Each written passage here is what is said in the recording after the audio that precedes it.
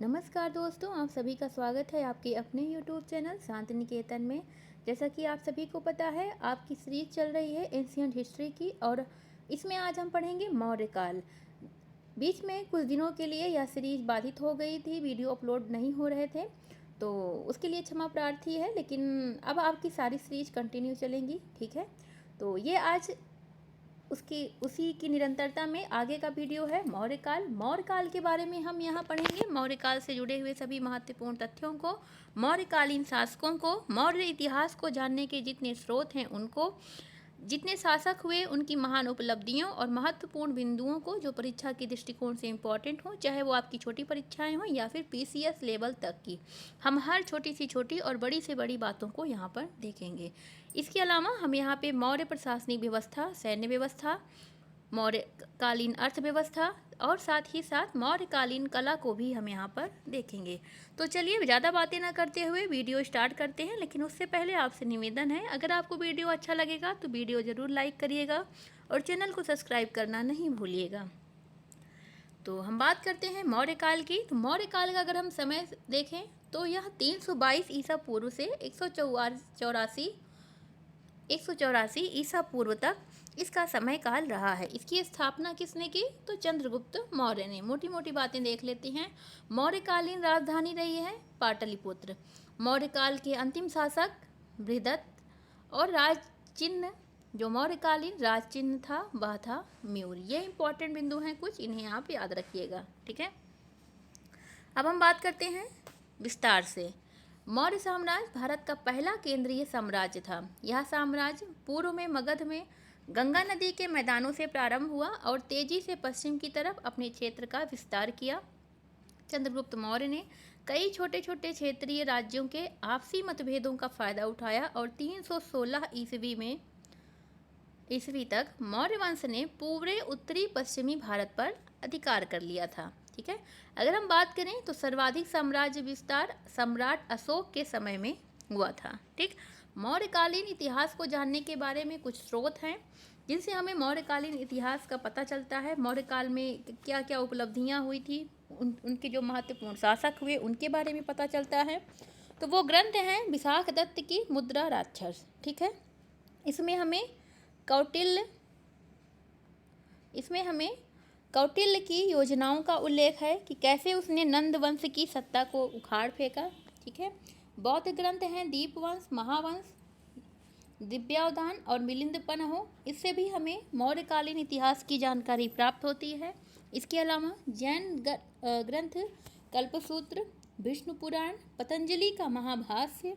इसके अलावा संगम कालीन जो साहित्य हैं जैसे अहनारूर और परनार, ठीक है, ये होगा परनार, ठीक। चलिए, क्षेमेंद्र की बृहत कथा मंजरी, सोमदेव के कथा सरित सागर, अशोक के अभिलेख, ठीक है। अशोक के अभिलेख के साथ ही जूनागढ़ अभिलेख जो कि रुद्रदामन का है, सौगौरा अभिलेख जो कि चंद्रगुप्त मौर्य का है, महास्थान लेख, कौटिल्य की अर्थशास्त्र और कुछ विदेशी विवरण भी रहे हैं जिनसे हमें पता चलता है, ठीक है। विदेशी विवरणों की बात करें तो जैसे जो विदेशी यात्री आए थे जैसे स्ट्रैबो, ठीक, कर्टियस, इसके अलावा डियोडोरस, इसके अलावा प्लूटार्क, प्लिनी, नियार्कस, आर्नेसिक्टस, अरिस्टोब्यूलस, इन सब ने भी मौर्य काल के बारे में लिखा है। इसके अलावा विस्तृत जानकारी तो हमें आप सभी को पता है किससे मिलती है, मेगस्थनीज, ठीक है। मेगस्थनीज की बुक इंडिका में हमें मौर्यकालीन इतिहास के बारे में जानकारी प्राप्त होती है। चलिए आगे बढ़ेंगे हम। अब हम देखेंगे मौर्यकालीन प्रमुख शासकों को। इससे पहले हम देख लें, कुछ पुरातात्विक साक्ष्य भी मिले हैं, जैसे जो मौर्यकालीन सिक्के हैं चांदी और तांबे के, जिनको आहत सिक्के कहते थे, उनसे। और इसके अलावा काली पॉलिश वाले जो मिट्टी के बर्तन मिले, ठीक है, काली पॉलिश वाले मृदभांड, वे भी एक पुरातात्विक साक्ष्य हैं मौर्य इतिहास को जानने के बारे में। अब हम बात करेंगे मौर्य शासकों की, तो जिसमें हमारे सबसे पहले शासक हैं चंद्रगुप्त मौर्य। इन्होंने ही मौर्य वंश की स्थापना की। इनका समय पीरियड था 322 ईसा पूर्व से 298 ईसा पूर्व। इनको जानने से पहले हम ये जान लेते हैं मौर्य कौन थे। इस पे बहुत सारे विद्वानों में बहुत मतभेद हुआ है। कोई कहता था शूद्र थे मौर्य, कोई कहता था क्षत्रिय हैं, कोई कहता था पारसिक हैं। शूद्र जिन्होंने कहा वे थे, ये परीक्षा में पूछ लेता है इसलिए ब्राह्मण ग्रंथ, ठीक है, ब्राह्मण ग्रंथ। इसके अलावा मुद्रा राक्षस और ब्राह्मण ग्रंथों में मौर्यों को शूद्र कहा गया। इसके अलावा क्षत्रिय कहा है बौद्ध और जैन ग्रंथों ने, ठीक है। बौद्ध और जैन ग्रंथ जो हैं उनमें मौर्यों को मौर्य क्षत्रिय वंश से संबोधित करते हैं। इसके अलावा लोरिया नंदनगढ़ के स्तंभ के नीचे मयूर की आकृति भी है, जिसके कारण ये कहा जाता है कि ये क्षत्रिय रहे हैं, ठीक। पारसिक माना है स्पूनर ने, ठीक है, तो ये आप याद रखिएगा।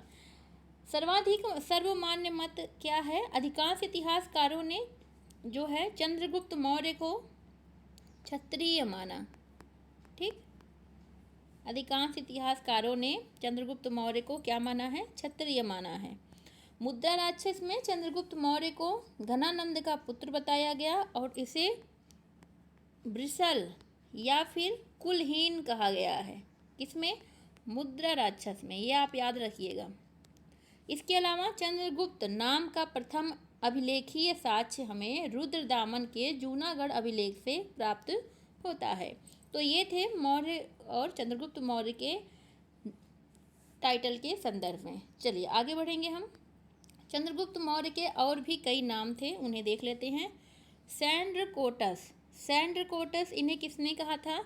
मेगस्थनीज ने। स्ट्रैबो, एरियन और जस्टिन ने चंद्रगुप्त मौर्य को सैंड्रकोटस कहा था, ठीक। एंड्रोकॉप्टस, ये इनको एप्पियानस और प्लूटार्क, ठीक है, एप्पियानस और प्लूटार्क ने इनको एंड्रोकोप्टस कहा। और सैंड्रोकोप्टस यह नाम इनको नियार्कस ने दिया था। तो ये आप याद रखिएगा। इनके इन तीनों नाम जो हैं 1793 ईस्वी में सर विलियम जोन्स ने रॉयल एशियाटिक सोसाइटी के सम्मुख बताया कि ये तीनों नाम जो हैं ये किनके हैं? चंद्रगुप्त मौर्य के, ठीक है। चलिए अब हम चंद्रगुप्त मौर्य की उपलब्धियों को देखेंगे। तो पाटलिपुत्र बसाया, ठीक है, उससे अपनी राजधानी बनाया। प्रथम भारतीय साम्राज्य का संस्थापक होने का गौरव प्राप्त हुआ। भारत का प्रथम ऐतिहासिक सम्राट होने का गौरव प्राप्त हुआ। इसके अलावा इसको भारत का मुक्तिदाता भी कहा जाता है, यानी भारतीय स्वतंत्रता संग्राम का प्रथम नायक कहते हैं, क्योंकि इसने हमारे देश को मकदूनियाई दासता से मुक्त कराया था। इस वजह से, किससे? मकदूनियाई दासता से मुक्त करवाया था। इस वजह से इसको भारतीय स्वतंत्रता संग्राम का प्रथम नायक कहा जाता है। चलिए अब हम चंद्रगुप्त मौर्य के प्रारंभिक जीवन के बारे में देख लेते हैं। चाणक्य की चंद्रगुप्त मौर्य से प्रथम भेंट कहाँ हुई थी? विंध्याचल के जंगलों में हुई। उस समय चंद्रगुप्त मौर्य क्या कर रहा था? राजकीलम नामक खेल रहा था, ठीक है। उसी समय चाणक्य ने जो है चंद्रगुप्त को देखा। चाणक्य ने चंद्रगुप्त को कितने करसार्पण में खरीदा था? 100 करसार्पण में, ठीक है। इतने में उस चाणक्य ने चंद्रगुप्त मौर्य को खरीद लिया और उसकी शिक्षा दीक्षा के लिए उसको तक्षशिला भेज दिया, ठीक है।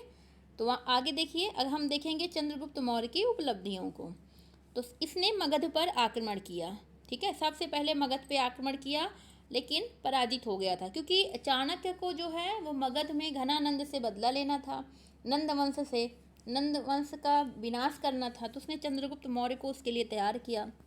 लेकिन चंद्रगुप्त मौर्य थोड़ा उत्साहित होकर जल्दी से ही, क्योंकि तैयारी नहीं कर किया था उसने अच्छे से, तो वो सबसे पहले मगध पे ही आक्रमण कर देता है। और उस समय मगध एक महत्वपूर्ण शक्ति थी, शक्तिशाली सत्ता थी।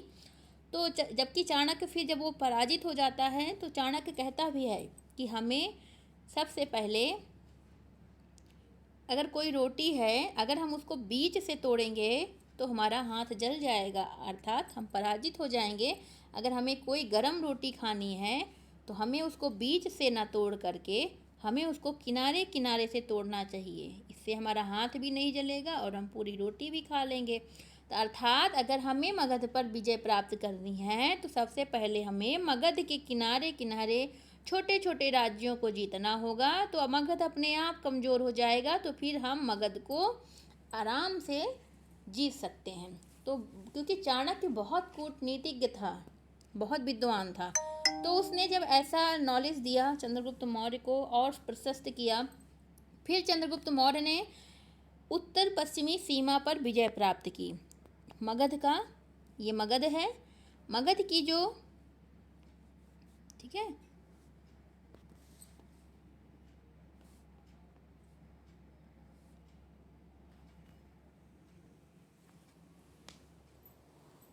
ठीक, पूरब पश्चिम, सॉरी ये मैप ही उल्टा बन गया, आप देख लीजिए, पूरब पश्चिम उत्तर दक्षिण, ठीक है। तो उसने उत्तरी और पश्चिमी सीमा पे विजय प्राप्त की, ठीक है। वहाँ पे आक्रमण किया और वहाँ के क्षेत्रों को जीत लिया। वहाँ पे के क्षेत्र थे पंजाब, सिंध जैसे राज्यों पर उसने विजय प्राप्त की। उसके बाद फिर वह मगध पर आक्रमण करता है। मगध पे आक्रमण करने के लिए उसने प्रवर्तक नामक राजा की सहायता ली और मगध का सेनापति था भद्रसाल, ठीक है, ये पूछता है, इम्पोर्टेंट है। मगध का सेनापति भद्रसाल को पराजित किया, ठीक है, प्रवर्तक की सहायता से मगध के सेनापति भद्रसाल को पराजित किया और मगध पर विजय प्राप्त की। और इसी विजय के बाद 322 ईसा पूर्व में चंद्रगुप्त मौर्य भारत का सम्राट बनता है, ठीक। चलिए आगे देखेंगे सेल्यूकस से युद्ध एवं कुछ युद्ध की शर्तें। सिकंदर का सेनापति सेल्यूकस बेबीलोन का राजा बना, ठीक है, ये सिकंदर का सेनापति था, ये बेबीलोन का राजा बना और बैक्टीरिया पर विजय प्राप्त कर ली, बैक्टीरिया पर, ठीक है। भारत पर विजय प्राप्त करने की इसकी लालसा बहुत जोरों से बढ़ी, तो ये भारत की ओर बढ़ा, सिंधु नदी को पार किया, लेकिन यहाँ पे उसका सामना किससे हुआ? चंद्रगुप्त मौर्य से। इसमें सेल्यूकस क्या होता है? पराजित हो जाता है, ठीक। तो 303 ईसा पूर्व में सेल्यूकस निकेटर एवं चंद्रगुप्त मौर्य के मध्य एक संधि होती है, ठीक। संधि की कुछ शर्तें होती हैं। यह भारत के इतिहास में प्रथम अंतर्राष्ट्रीय संधि है, ठीक है, प्रथम अंतर्राष्ट्रीय संधि, ठीक। संधि की कुछ शर्तें थी, शर्तों को हम देख लें। पहली शर्त क्या थी? सेल्यूकस ने अपनी पुत्री हेलेना का विवाह चंद्रगुप्त मौर्य से कर दिया। चंद्रगुप्त मौर्य को 4 प्रांत, एरिया हेरात, अराकोसिया जो कि कंधार में था, जेड्रोसिया जो कि मकरान तट पे था, और पेरीपेनिसदाई जो कि काबुल में था, ये 4 क्षेत्र उसको दहेज में प्राप्त हुए, ठीक है। एरिया हेरात में था, अराकोसिया कंधार में, जेड्रोसिया मकरान में और पेरीपेनिसदाई काबुल में, ठीक। चंद्रगुप्त मौर्य ने, ये तो सेल्यूकस ने दिया, ठीक। अब चंद्रगुप्त मौर्य ने सेल्यूकस को क्या दिया? 500 हाथी, ठीक है। सेल्यूकस निकेटर ने मेगास्थनीज को चंद्रगुप्त मौर्य के दरबार में अपना राजदूत बना दिया, ठीक है। इसने अपना जो है राजदूत भेज दिया मेगस्थनीज को। ठीक है, चलिए अब बात करेंगे संपूर्ण भारत विजय की। प्लूटार्क के अनुसार चंद्रगुप्त मौर्य ने 6 लाख सेना के लेकर के संपूर्ण भारत को रौंद डाला, यानी उसने संपूर्ण भारत पर विजय प्राप्त की। महावंश में चंद्रगुप्त मौर्य को सकल जम्बू द्वीप का शासक बताया गया है। ठीक है, इसके अलावा मुद्रा राक्षस में चंद्रगुप्त मौर्य को का जो साम्राज्य था उसे चतुः समुद्र पर्यंत बताया गया, यानी चारों तरफ समुद्रों से घिरा था, यानी संपूर्ण भारत पर विजय प्राप्त थी। चंद्रगुप्त का अधिकार सौराष्ट्र पर था। इसकी पुष्टि हमें किससे होती है? जूनागढ़ अभिलेख से। ठीक है, चंद्रगुप्त मौर्य का दक्षिण भारत पे अधिकार था। इसकी पुष्टि हमें संगमकालीन ग्रंथ अहनानूर से होती है। चलिए अब हम बात करेंगे चंद्रगुप्त मौर्य के राज्य की सीमाएं। चंद्रगुप्त मौर्य की जो राज्य की सीमाएं थी, पश्चिम में हिंदुकुश पर्वत, ठीक, से लेकर के पूरब में बंगाल तक, ठीक है, उत्तर में कश्मीर से लेकर के दक्षिण में मैसूर तक, यानी कर्नाटका। और ये ऐसा पहला सम्राट था जिसने दक्षिण भारत पर विजय प्राप्त की थी। चंद्रगुप्त मौर्य जो है एक प्रजाहितैषी शासक था। इसके जो महास्थान लेख और सौगौरा लेख से ज्ञात होता है कि यह पहला ऐसा शासक था जिसने अकाल से निपटने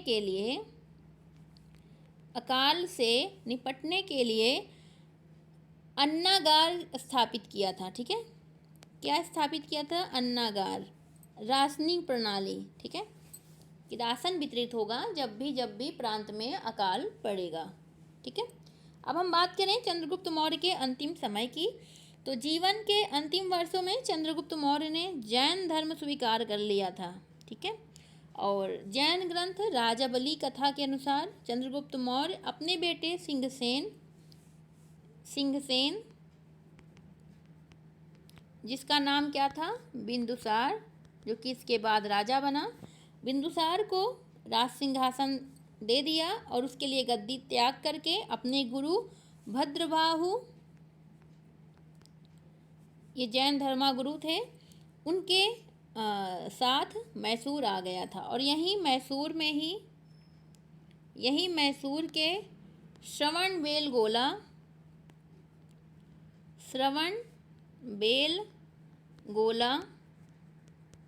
श्रवणबेलगोला में चंद्रगुप्त मौर्य ने किस विधि में, ये पूछता है परीक्षा में, संलेखना पद्धति में अपने प्राण त्याग दिए। संलेखना पद्धति में व्यक्ति एक तरीके से आत्महत्या ही करना होता है, खाना पानी छोड़ देता है उपवास रख करके। ठीक है, तो इन्होंने संलेखना पद्धति से अपने प्राण को त्याग दिया। तो इस तरह चंद्रगुप्त मौर्य के बारे में जितनी इंपॉर्टेंट बातें थी वो हमने आपको बता दी। अब हमारे अगले शासक हैं बिंदुसार। बिंदुसार का समय है 298 ईसा पूर्व से लेकर 273 ईसा पूर्व। ठीक, तो बिंदुसार को देखेंगे। सबसे पहले बिंदुसार का परिचय देखते हैं। बिंदुसार जो हैं चंद्रगुप्त मौर्य और दुर्धरा की संतान थे। ठीक है, इनके अन्य नाम भी मिलते हैं बिंदुसार के, जैसे सिंहसेन, हमने तभी आपको बताया। ठीक, सिंहसेन इनका नाम पता चलता है। यह किस ग्रंथ के अनुसार? कन्नड़ जैन ग्रंथ राजावली की कथा में इनका नाम सिंहसेन मिलता है। अमित्रघात पतंजलि के महाभाष्य से पता चलता है। भद्रसार वायु पुराण में दिया गया है। ठीक है, बारिसार ये भी पुराणों से पता चलता है। अमित्रचेटस या फिर अमित्रोकेडीस या यूनानियों के द्वारा इनको ये नाम दिया गया। सांची के एक अभिलेख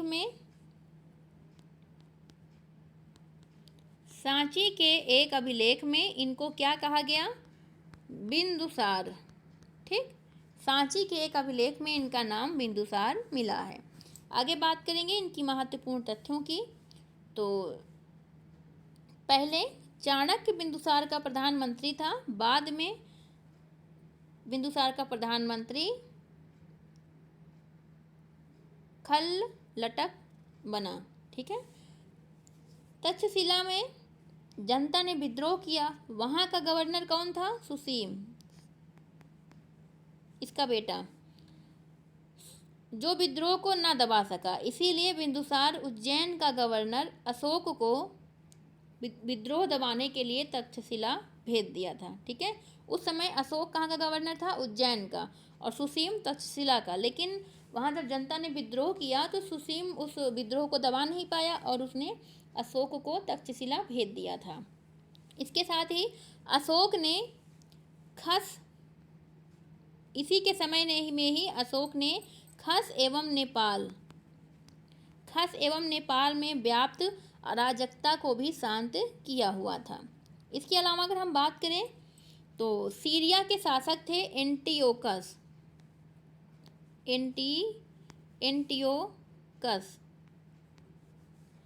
इन्होंने डामेकस नाम का एक राजदूत नियुक्त किया था बिंदुसार के दरबार में। ये आप याद रखिएगा, डाइमेकस को कहीं कहीं डाइमेकस भी कहते हैं। ठीक है, इसको ये यहाँ पे बिंदुसार के दरबार में राजदूत था। चलिए, बिंदुसार के दरबार में पिंगल वत्स नाम का एक आजीवक भी रहता था। यह ब्राह्मण धर्म का अनुयायी था। साथ ही अन्य धर्म के प्रति भी इसका व्यवहार जो है अच्छा था, धर्म सहिष्णु था। इसके अलावा अगर हम कहें तो बिंदुसार ने सीरिया के शासक एंटियोकस प्रथम को एक पत्र लिख करके 3 वस्तुओं की मांग की थी: अंगूरी मदिरा, सूखे अंजीर और एक दार्शनिक। ठीक है, दार्शनिक को सोफिस्ट भी कहते हैं, याद रखिएगा। तो सीरिया के शासक ने दार्शनिक नहीं दिया, सोफिस्ट नहीं भेजा, बाकी उन्होंने अंगूरी मदिरा एवं सूखे अंजीर बिंदुसार के पास भेज दिए थे। ये बहुत इंपॉर्टेंट है, कई बार परीक्षाओं में पूछा गया है। तो ये सारी इंपॉर्टेंट बातें थी बिंदुसार के बारे में। अगले हमारे शासक हैं अशोक। अशोक के बारे में हम देखेंगे। अशोक का समय पीरियड देखें तो 273 ईसा पूर्व से 236 ईसा पूर्व। ठीक है, अशोक जो थे वह बिंदुसार और शुभदांगी की संतान थे। ठीक है, इनके माता पिता का नाम था बिंदुसार एवं शुभद्रांगी। अशोक के अन्य कई नाम मिलते हैं, जैसे अशोकवर्धन, यह विष्णु पुराण में पता चलता है। बुद्ध शाक्य मास्की के अभिलेख में पता चलता है। मगधाधीराज, यह पता चलता है भ्राबू के अभिलेख में। ठीक है, देवानामप्रिय प्रियदर्शी, यह रुम्मनदेई एवं गिरनार लेख में पता चलता है। अशोक, मास्की, गुर्जरा, नेतूर और उडेगोलन अभिलेख से पता चलता है अशोक का नाम। ठीक है, कौन कौन? मास्की, गुर्जरा, नेतूर और उडेगोलन। इसके अलावा यहाँ पे अगर आप कहिए हम लिख दें ताकि आपको आसान रहे, यह विष्णु पुराण से पता चलता है, ये मास्की अभिलेख से, ये भाब्रू अभिलेख से, ये रुम्मनदेई और गिरनार से पता चलता है। अशोक नाम मास्की, गुर्जरा, नेतूर, इसके अलावा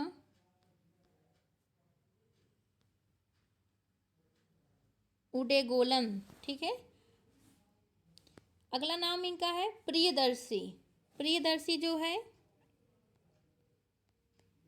भाब्रू अभिलेख से एवं कंधार अभिलेख से पता चलता है। देवानाम प्रिय अलग अलग भी मिलता है। ठीक है, देवानाम प्रिय ये परीक्षाओं में पूछता है, बहुत इंपॉर्टेंट है, ध्यान से देखिएगा। देवानाम प्रिय इनके 12वें एवं 13वें शिलालेख से, ठीक है, शिलालेख से पता चलता है। धर्माशोक नाम इनका गहड़वाल रानी थी कुमारी देवी, उनके सारनाथ लेक से पता चलता है। गहड़वाल रानी कौन थी? कुमारी देवी के, ठीक है। रासिलेउस, यह यूनानी अभिलेखों से पता चलता है, यूनानी अभिलेखों से पता चलता है। तो ये अशोक के कुछ नाम थे जो विभिन्न विभिन्न अभिलेखों से पता चलता है। अगर आपको ना समझ में आया हो, वीडियो इस पीछे करके फिर से आप देख सकते हैं। अब अशोक की पत्नियों के बारे में हम देखेंगे। ये बहुत इंपॉर्टेंट बिंदु है कि आपको ना लगे कि क्या बताया जा रहा है, बहुत इंपॉर्टेंट है। इनकी पत्नी महादेवी थी, अशोक की पहली पत्नी थी, और यही जो हैं महेंद्र और संघमित्रा की माँ भी थी। महेंद्र और संघमित्रा अशोक की संतानें थी। कारुवाकी, ये तीवर की माँ थी। कारुवाकी का नाम अशोक के प्रयाग स्तंभ लेख से पता चलता है। तिस्सरक्षिता, इन्हीं के कारण बोधि वृक्ष को हानि पहुंचाई गई थी।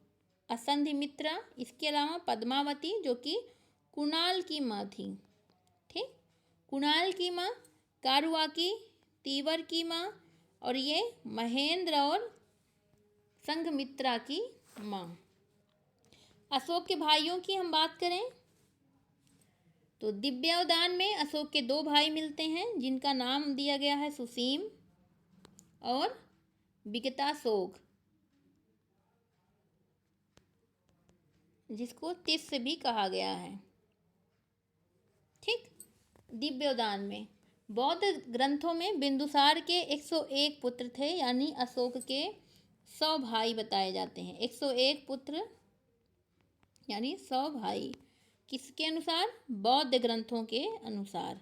इसके अलावा अगर हम बात करें इनके भाइयों के संदर्भ में तो सत्ता का संघर्ष अशोक और सुसीम के मध्य हुआ।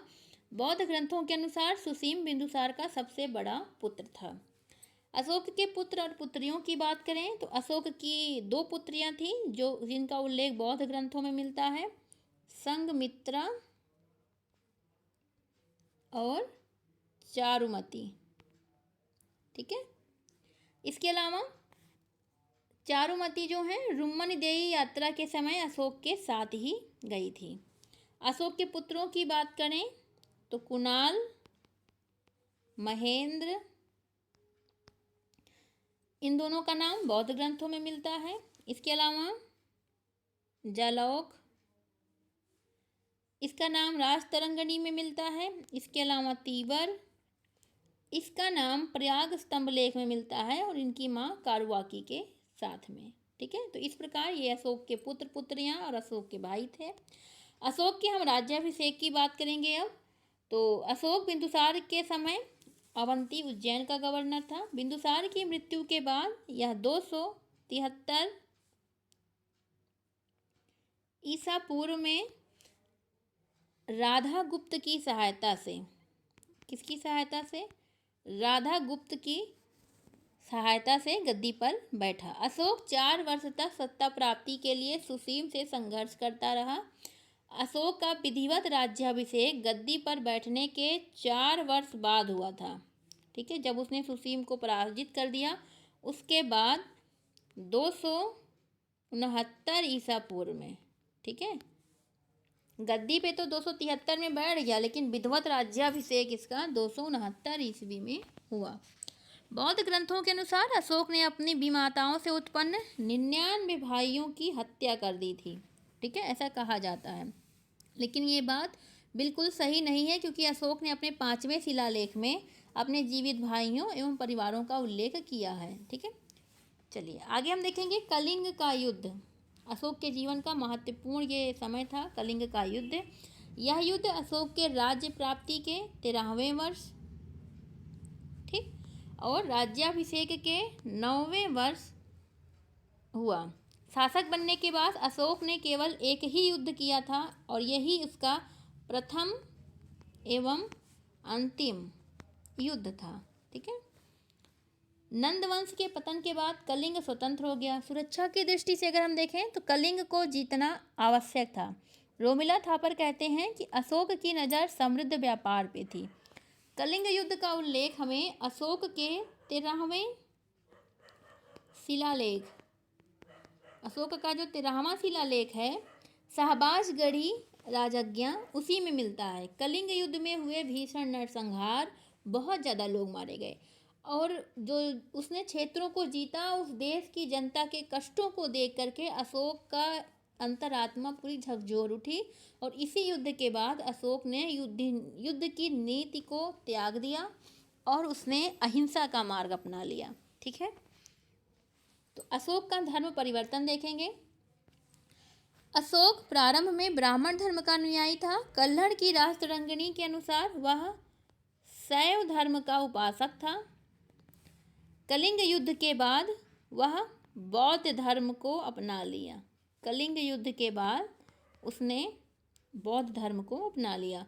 अशोक अपने भाई सुसीम के पुत्र निग्रोध के प्रवचन सुनकर बौद्ध धर्म से प्रभावित हुआ। बाद में मुगलिपुत्र तिस्य के प्रभाव से बौद्ध धर्म को अपनाया। उपगुप्त ने अशोक को बौद्ध धर्म में दीक्षित किया था। ठीक, तो ये था। अशोक के धम्म की बात करेंगे, ये बहुत इम्पोर्टेंट है। अशोक अपनी विजयों के कारण नहीं बल्कि अपने धम्म के कारण इतिहास में प्रसिद्ध है। अशोक ने अपने दूसरे स्तंभ लेख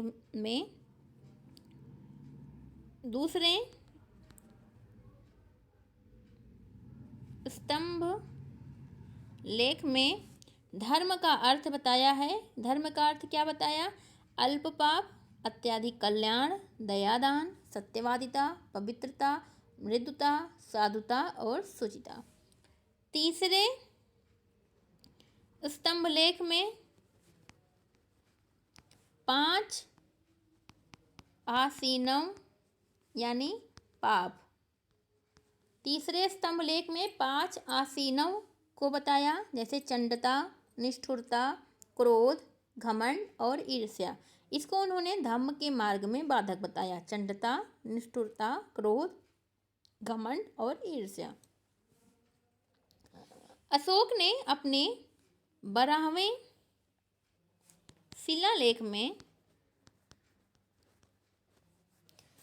शिलालेख में धम्म की सार वृद्धि पर जोर दिया है। ठीक है, इसके अलावा धौली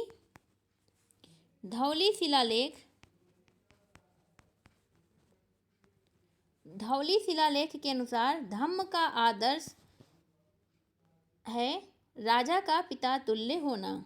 इसी में कहा गया है राजा पिता तुल्य। ठीक, 12वें शिलालेख के अनुसार, आप सभी देखते रहिएगा, 12, ये सभी इंपॉर्टेंट बिंदु हैं, पूछा जाता है। 12वें शिलालेख के अनुसार धम्म का लक्ष्य सभी संप्रदायों में सार वृद्धि था। 12वां शिलालेख इंपॉर्टेंट है, इसमें धम्म का लक्ष्य बताया गया है। और धम्म का लक्ष्य क्या है? धम्म का लक्ष्य सभी संप्रदायों में सार वृद्धि। ठीक, इसके अलावा ब्रह्मगिरि, सिद्धपुर, जटिंग रामेश्वर जैसे लघु शिलालेखों में धम्म का सारांश इन्होंने दिया है। ठीक है, ये तीनों नाम याद रखिएगा, ब्रह्मगिरि, सिद्धपुर, जटिंग रामेश्वर, इन तीनों में इनके लघु शिलालेख हैं और इसमें धम्म का सारांश दिया गया है। चलिए, अब हम देखेंगे विभिन्न विद्वानों का इनके धम्म पर क्या मत है। तो सबसे पहले देखेंगे फ्लीट महोदय ने इनके धम्म को एक राजधर्म माना। क्या माना? इनके धम्म को राजधर्म माना। अगले आते हैं मैकफेल, इन्होंने बौद्ध धर्म से प्रभावित हिंदू धर्म कहा। क्या कहा? कि इनका धम्म जो है बौद्ध धर्म से प्रभावित हिंदू धर्म है। इसके अलावा इनके धम्म के बारे में राधा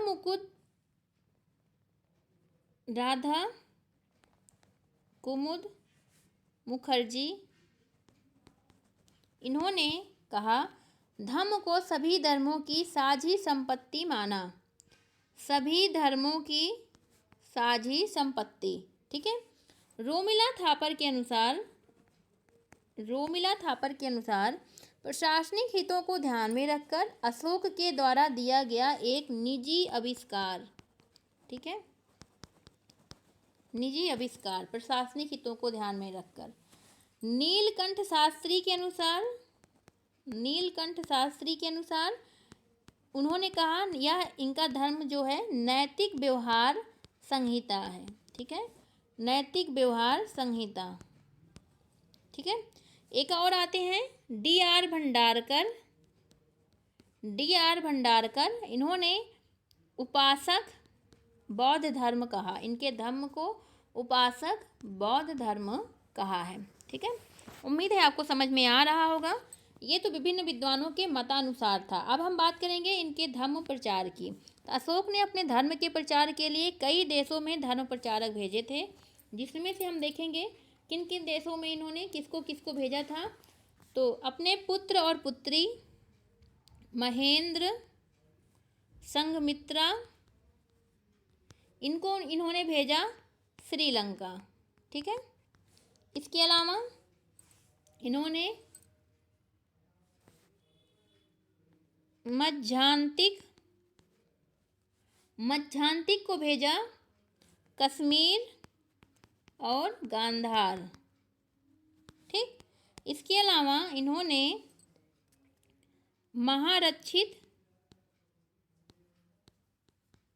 महारक्षित को यूनान भेजा। इसके अलावा महाधर्मरक्षित इसको उन्होंने महाराष्ट्र भेजा। ये आप याद रखिएगा। महादेव, इनको इन्होंने महिषमंडल यानी मैसूर भेजा। इसको महिषमंडल भी कहते हैं। रक्षित को इन्होंने वनवासी कर्नाटका भेजा।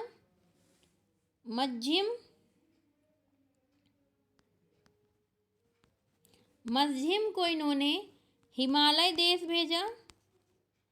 ठीक। सोन और उत्तरा, दो और हैं, सोन और उत्तरा, इनको इन्होंने सुवर्णभूमि में धम्म के प्रचार प्रसार के लिए भेजा।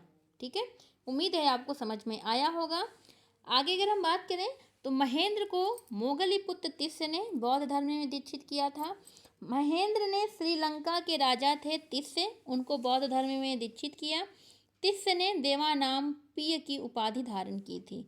तिस्य ने अपने भतीजे अरिट्ट के नेतृत्व में एक शिष्य मंडल अशोक के पास बाद में भेजा था। तो ये इनके धर्म प्रचार से संबंधित बातें थी। अब हम जो मोस्ट इम्पॉर्टेंट बिंदु हैं अशोक के अभिलेख और अशोक के शिलालेख, उनको देखेंगे। बहुत ही महत्वपूर्ण है यह। अशोक के अभिलेखों की बात करें तो यहाँ पे हम विस्तार में आपको बताते चल रहे हैं। आपको जो नोट डाउन करना हो आप उन्हें नोट डाउन करते रहिएगा। ठीक है। अशोक के अभिलेखों की बात करें तो अशोक के अभिलेखों को सबसे पहले 1750 ईस्वी में टी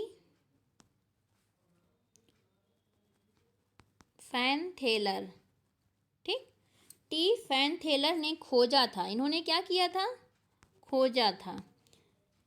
इन्होंने सर्वप्रथम दिल्ली मेरठ अभिलेख खोजा था। कौन से अभिलेख को खोजा था? दिल्ली मेरठ। ठीक है, दिल्ली मेरठ अभिलेख को इन्होंने खोजा 1750 में।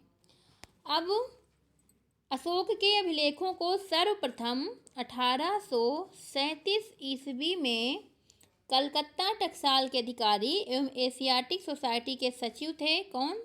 James Prinsep. इन्होंने पढ़ा। ठीक है, इन्होंने क्या किया? सबसे पहले पढ़ा। कौन से अभिलेख को पढ़ा था? सबसे पहले दिल्ली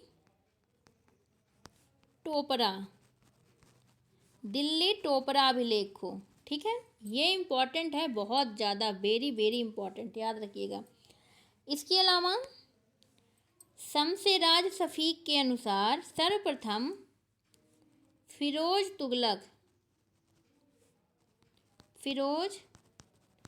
तुगलक ने दिल्ली के ब्राह्मणों से अभिलेखों को पढ़ाने का असफल प्रयास किया था।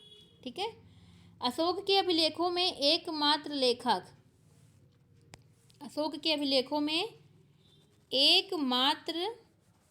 लेखक का नाम मिलता है और वो नाम है चापड़। ठीक। अशोक के लेख सबसे अधिक कहाँ मिले हैं? कर्नाटक में एवं आंध्र प्रदेश में। ठीक है। अशोक के जो अभिलेख हैं, अगर हम उनमें शिलालेखों की बात करें तो इनके जो शिलालेख हैं उसकी भाषा जो है प्राकृत है। ठीक। और जो कि 4 लिपियों में लिखी गई। 4 लिपि में कौन कौन? ब्राह्मी, खरोष्टी, अरामाइक एवं यूनानी। ठीक। 4 लिपियों में लिखी गई है। इनके जो शिलालेख हैं उनकी भाषा प्राकृत है और वो 4 लिपियों में लिखे गए हैं। इसके अलावा बात करेंगे अशोक के स्तंभ लेखों एवं गुहा लेखों में इनके स्तंभ लेख एवं गुहा लेख में उसकी भाषा क्या है? प्राकृत भाषा। ठीक। और लिपि कौन सी है? केवल एक, ब्राह्मी। ठीक। सिर्फ एक लिपि। D.R. भंडारकर ने केवल अभिलेखों के आधार पर ही अशोक के इतिहास को लिखने का प्रयास किया है।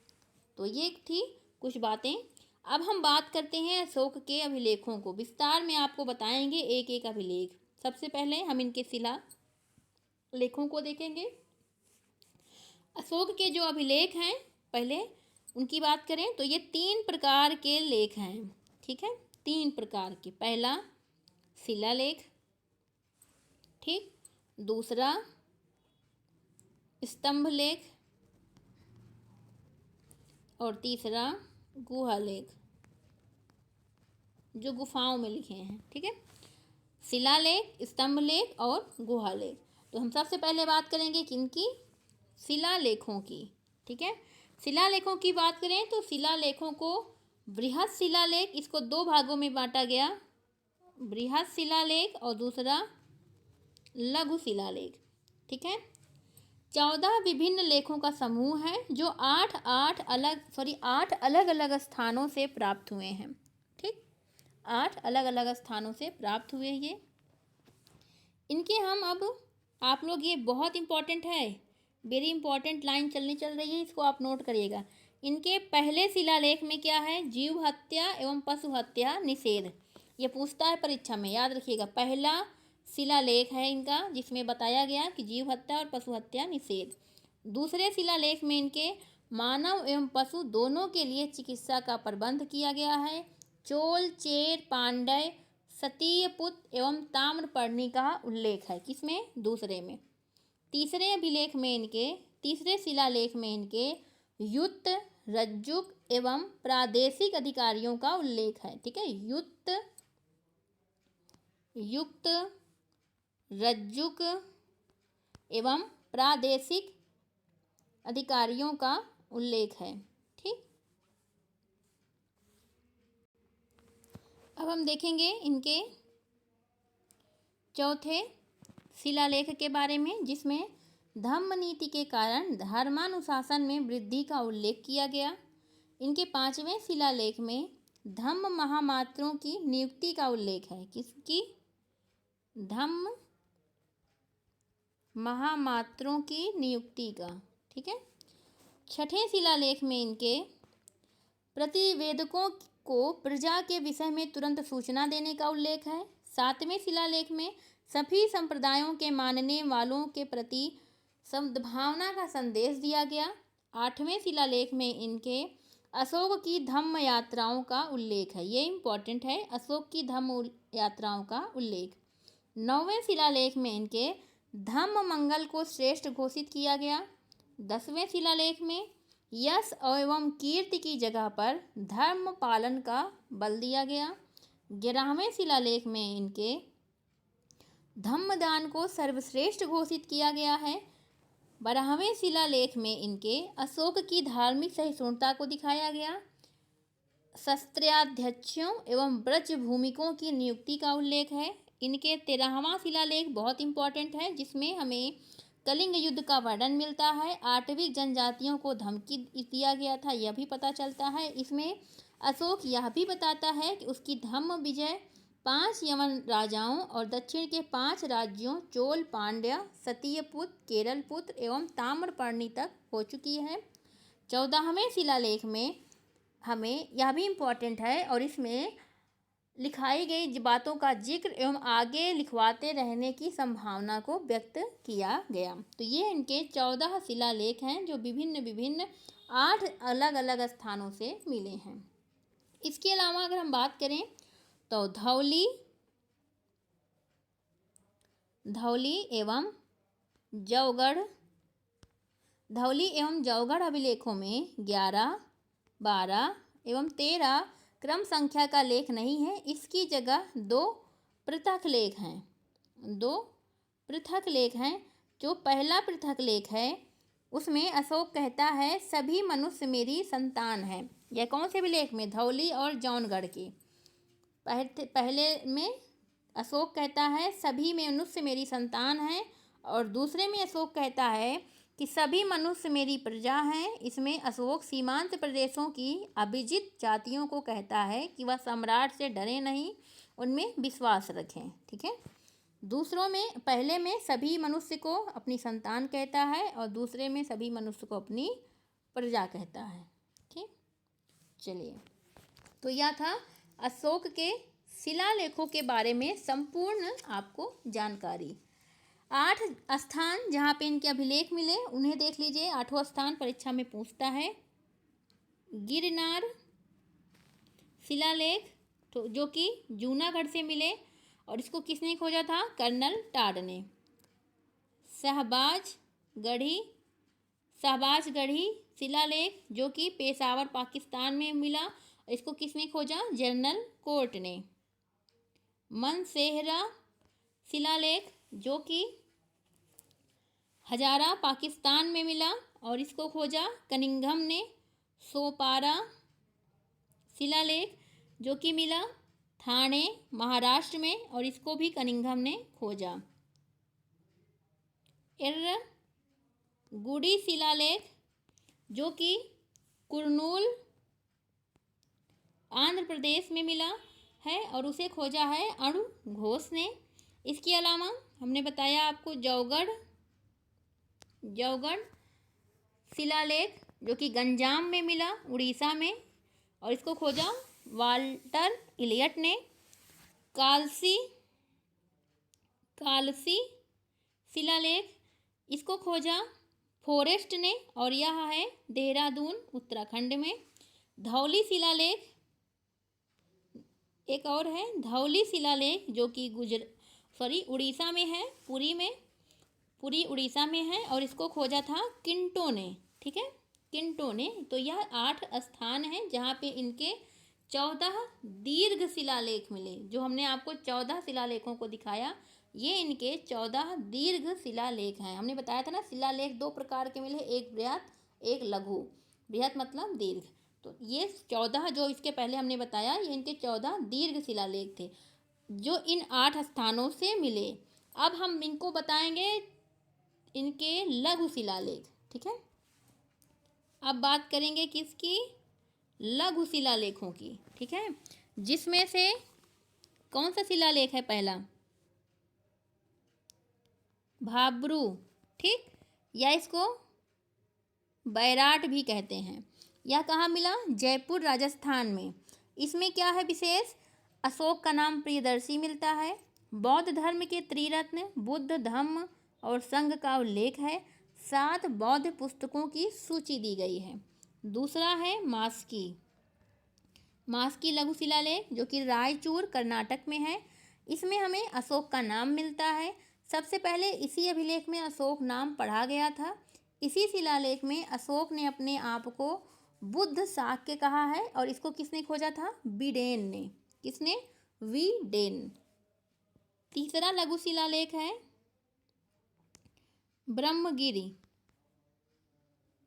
ठीक, यह कहाँ पे है? चित्तल दुर्ग मैसूर में। ठीक है। अगला है सिद्धपुर। यह कहाँ पे है? कर्नाटक में। एर्रगुडी, यह देखिए लघु दीर्घ में भी है और लघु में भी, दो मिले हैं। ठीक है। कुर्नूल आंध्र प्रदेश में है। इस अभिलेख की लेखन शैली अन्य शिलालेखों से भिन्न है। यह कैसे लिखी गई है? बाएं से दाएं और दाएं से बाएं, जिसको क्या कहते हैं? ब्रुस्टोफेडन शैली। ठीक है, ब्रुस्टोफेडन शैली। अगला है गोवी मठ।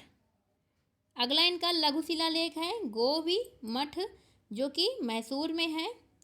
अगला है अहरौरा जो कि मिर्ज़ापुर उत्तर प्रदेश में है। अगला है सारोमारो जो कि शहडोल मध्य प्रदेश में है। अगला है नेत्तूर जो कि मैसूर में है। अगला है पनगुड़रिया जो कि सीहोर मध्य प्रदेश में है। नेत्तूर में अशोक का नाम मिलता है। ठीक है। इसके अलावा और बचते हैं सन्नाती लघु शिलालेख जो कि गुलबर्ग कर्नाटका में है।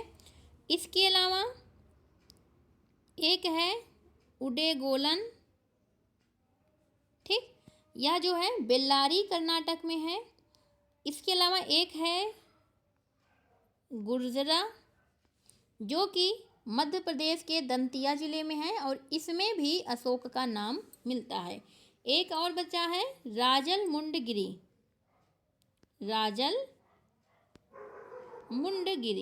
ठीक है, राजल मुंडगिरी जो कि कुर्नूल मध्य प्रदेश में है। तो यह इनके लघु शिलालेख हैं। ठीक है, बहुत इम्पॉर्टेंट है। एक एक बिंदु हमने सारा कुछ यहाँ पे आपको लाया हुआ है। आगे हम बात करेंगे, ये तो इनके सारे शिलालेख हो गए, लघु और बृहद सभी। कौन कौन से शिलालेख कहाँ कहाँ मिले और उनमें क्या उल्लेख किया गया है, ये सब कुछ। चलिए अब बात करते हैं स्तंभ लेख की। ठीक, स्तंभ लेखों की बात करें तो मुख्य रूप से ये धम्म एवं प्रशासनिक बातों का उल्लेख किया गया है। स्तंभ लेख भी इनके दो प्रकार के हैं, बृहद यानी दीर्घ और लघु। ठीक है, बृहद स्तंभ लेख और लघु स्तंभ लेख। अगर हम बृहद स्तंभ लेखों की बात करें तो बृहद स्तंभ लेख इनके 7 हैं। ठीक है, दिल्ली मेरठ स्तंभ लेख जो कि पहले मेरठ में था, फिरोज शाह तुगलक ने दिल्ली में लाया, पहला। दूसरा इनका दिल्ली टोपरा स्तंभ लेख है। ऐसे ना समझ में आए तो लिख दूं। पहला है इनका दिल्ली मेरठ दीर्घ स्तंभ लेख। ठीक है, दूसरा है इनका दिल्ली टोपरा स्तंभ लेख। यह अशोक का अंतिम स्तंभ लेख है। पहले अंबाला हरियाणा के टोपरा गांव में था, फिरोज शाह तुगलक द्वारा दिल्ली लाया गया। ठीक, तीसरा है लौरिया अरराज स्तंभ लेख जो कि बिहार के चंपारण जिले में है। चौथा है रामपुरवा स्तंभ लेख जो कि बिहार के चंपारण में है, रामपुरवा। अगला है फिर से लौरिया नंदनगढ़ अभिलेख जो कि बिहार के चंपारण में ये भी है। प्रयाग स्तंभ लेख जो कि पहले कौशाम्बी में था, बाद में अकबर के शासनकाल में जहांगीर के द्वारा यह इलाहाबाद में लाया गया। ठीक, ये अपने प्रथम स्तंभ लेख में कहते हैं कि यह धम्म लेख मैंने राज्याभिषेक के 26 वर्ष बाद लिखवाया। इसमें अशोक कहता है कि धर्म के अनुसार लोगों का पोषण एवं शासन करो। दूसरे स्तंभ लेख में अशोक ने कहा कि खुद को इसने प्रश्न उठाया, कियम चू धम्मे।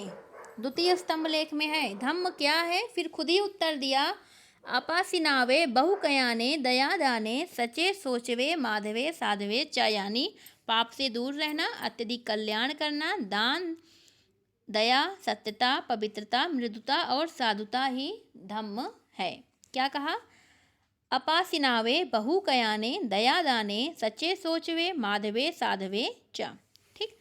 तीसरे स्तंभ लेख में इन्होंने कहा है 5 प्रकार के पापों के बारे में बताया। अपने चौथे स्तंभ लेख में इन्होंने रज्जुकों के कार्यों का वर्णन किया और कहा कि जिन लोगों को मौत की सजा दी गई उन्हें 3 दिन की मोहलत दी जाए। 5वें स्तंभ लेख में इसने अपने राज्याभिषेक के 26वें वर्ष में जीव वध निषेध कर दिया था, इसका उल्लेख मिलता है। 6वें स्तंभ लेख में इसके अशोक कहता है, जनता का हित एवं सुख जिसमें है मैं उसकी परीक्षा करता हूँ एवं सभी संप्रदायों का सम्मान करता हूँ। 7वां जो स्तंभ लेख है उसमें यह कहता है, यह सिर्फ दिल्ली टोपरा स्तंभ लेख में मिलता है। इसमें अशोक के लोक कल्याणकारी कार्यों का उल्लेख है 7वें में, और यह किसमें है? दिल्ली टोपरा में। ठीक। ये तो इनके थे बृहत स्तंभ लेख। ठीक। अब हम बात करेंगे लघु स्तंभ लेखों की। ठीक है। लघु स्तंभ लेखों पर अशोक की राज घोषणाएं खुदी हैं, इसीलिए उसको रॉयल स्टोन लेटर भी कहते हैं। क्या कहते हैं? रॉयल स्टोन लेटर, क्योंकि लघु स्तंभ लेख में अशोक की राज घोषणाएं हैं। ठीक है। लघु स्तंभ लेखों की बात करें, पहला है सांची लघु स्तंभ लेख, मध्य प्रदेश के रायसेन जिले में स्थित है। दूसरा सारनाथ स्तंभ लेख, उत्तर प्रदेश के वाराणसी में है। तीसरा कौशाम्बी स्तंभ लेख, इलाहाबाद के समीप स्थित है, जहाँ पे अशोक की रानी कारुवाकी के दान दिए जाने का उल्लेख है। इसमें अशोक के पुत्र तीवर का भी उल्लेख मिलता है। इस स्तंभ लेख को रानी का अभिलेख भी कहते हैं। इनका जो तीसरा है कौशाम्बी अभिलेख को, स्तंभ लेख को। चौथा रुम्मनिदेई स्तंभ लेख, नेपाल की तराई में लुम्बिनी में यह स्थित है। अशोक अपने राज्याभिषेक में से मौर्यकालीन कर व्यवस्था की जानकारी मिलती है चौथे रुम्मनिदेई स्तंभ लेख से। ठीक है। इसे आर्थिक अभिलेख भी कहा जाता है। रुम्मनिदेई अभिलेख को आर्थिक अभिलेख कहते हैं। अशोक ने कहा था, बुद्ध का जन्म स्थान होने के कारण लुम्बिनी से उपज का 8वां भाग लिया जाए। इस लेख में बुद्ध को भगवान कहा गया है। इसके अलावा 5वां लघु स्तंभ लेख इनका है निगाली सागर। ठीक है। स्तंभ लेख नेपाल की तराई में है और इसमें यह पता चलता है कि अशोक ने बुद्ध के पूर्व जन्म को स्वीकार नहीं किया। इसके अलावा बराबर एवं नागार्जुनी स्तंभ लेख है, जो कि हेरिस्टन ने खोजा था।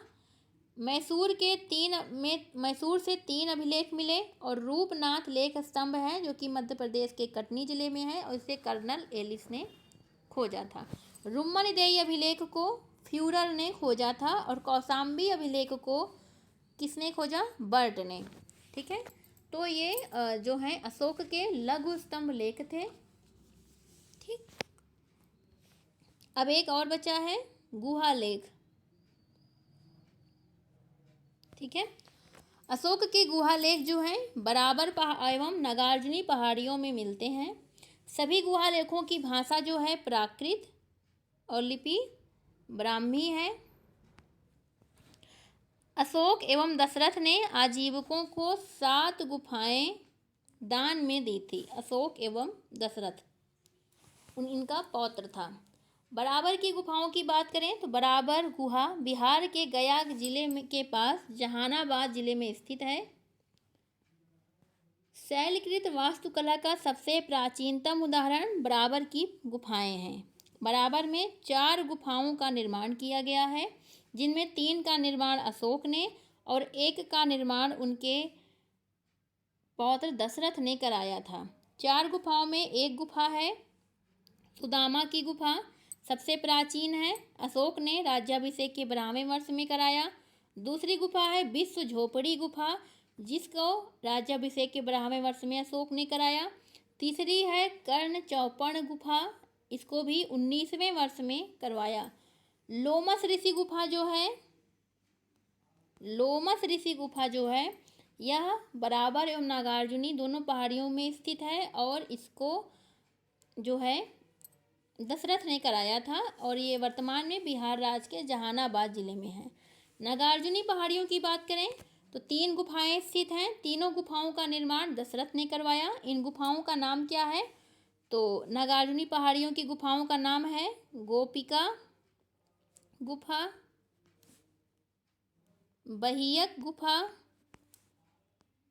बड़थिका गुफा। ठीक है, ये 3 गुफाएं हैं। इसके अलावा मौर्यकालीन अन्य अगर हम अभिलेखों की बात करें तो महास्थान अभिलेख, जो कि पश्चिम बंगाल के बोगरा जिले से प्राप्त हुआ, जो कि अकाल से संबंधित अभिलेख है, जहाँ सौगौरा अभिलेख ताम्रलेख है, ये एक प्रकार का उत्तर प्रदेश के गोरखपुर जिले में स्थित है। इसमें भी अकाल के समय अनाज वितरण एवं सुरक्षित रखने के लिए जानकारी का उल्लेख है। लंपक अभिलेख, यह काबुल से मिला और सीरियाई भाषा में लिखा गया है। बुनेर अभिलेख पेशावर से प्राप्त हुआ और ब्राह्मी लिपि में उत्तर पश्चिमी में प्राप्त ब्राह्मी लिपि में लिखा गया पहला अभिलेख है। बाहापुर अभिलेख नई दिल्ली से प्राप्त लघु शिलालेख है। तो यह थे अशोक के अभिलेख और शिलालेख, स्तंभलेख और गुहालेख के बारे में एवं अन्य अभिलेखों के बारे में विस्तृत जानकारी। अब अशोक के बाद जो अन्य मौर्य शासक हुए उनके बारे में देखेंगे। उनका क्रम स्पष्ट रूप से मिलता नहीं है। मत्स्य पुराण के अनुसार अशोक के बाद उत्तराधिकारी अशोक का पौत्र दशरथ हुआ। विष्णु पुराण के अनुसार अशोक के बाद सुयस गद्दी पर बैठा, उसके बाद दशरथ बैठा। दिव्यावदान के अनुसार अशोक के बाद कुणाल शासक बना। तो हम क्रम देखेंगे, कुणाल के बारे में देखेंगे। कुणाल जो है यह अंधा था, इसके नाम का अर्थ है कुणाल सुंदर आँखों वाला। इसने अपनी उपाधि धर्म विवर्धन रखी थी। इसके बाद गद्दी पे बैठा संप्रति, यह जैन धर्म को मानने वाला था। फिर जालौक शैव मतानुयायी था और बौद्धों से घृणा करता था। कल्हड़ इसे कश्मीर में अशोक का उत्तराधिकारी बताते हैं। दशरथ अशोक की तरह इसकी उपाधि देवानाम प्रिय थी और यह आजीवक मत का समर्थक था। ठीक है, आजीवक मत का समर्थक था। अंतिम शासक मौर्य वंश का बृहद्रथ था और इसके सेनापति बृहद्रथ का सेनापति था पुष्यमित्र शुंग। कौन था? पुष्यमित्र शुंग, जिसने बृहद्रथ को मार करके शुंग वंश की स्थापना की थी। तो इस तरह से यह पूरा मौर्य वंश हमने आपको बताया, मौर्यकालीन शासकों को बताया। एक और वीडियो बहुत लंबा हो जाएगा, थोड़ा सा वीडियो लंबा हो जाएगा, लेकिन इसमें आपका पूरा मौर्यकाल कंप्लीट हो जाएगा। मौर्यकालीन अब हम प्रशासन को देखेंगे। ठीक है, मौर्यकालीन प्रशासनिक व्यवस्था को हम देखेंगे फटाफट। सबसे पहले सबसे सर्वोच्च अधिकारी कौन था? केंद्र में समझ लीजिए, ये केंद्र है। सर्वोच्च अधिकारी इसका था राजा। फिर प्रांत, इसका सर्वोच्च अधिकारी गवर्नर होता था। कुमार होते थे, आर्यपुत्र होते थे। उसके बाद मंडल, इसका सर्वोच्च अधिकारी प्रादेशिक होता था, महामात्य या प्रतिष्ठा। फिर विषय या आहार या जिला, जिसका अधिकारी विषयपति होता था। फिर स्थानीय, 800 ग्रामों का समूह होता था, स्थानीय। फिर स्थानीय के बाद द्रोणमुख, 400 गांवों का समूह, 800 गांवों का समूह, ये 400 गांवों का समूह। द्रोणमुख के बाद खारवटिक, 200 गांवों का समूह। खारवटिक के बाद संग्रहण 10 गांवों का समूह और इसके अधिकारी को गोप कहते थे। उसके बाद ग्राम, जिसका प्रमुख ग्रामीण। ठीक, ये आपको हमने ऊपर से लेकर के नीचे तक पूरा बताया। अब हम देखेंगे इसके केंद्रीय प्रशासन को।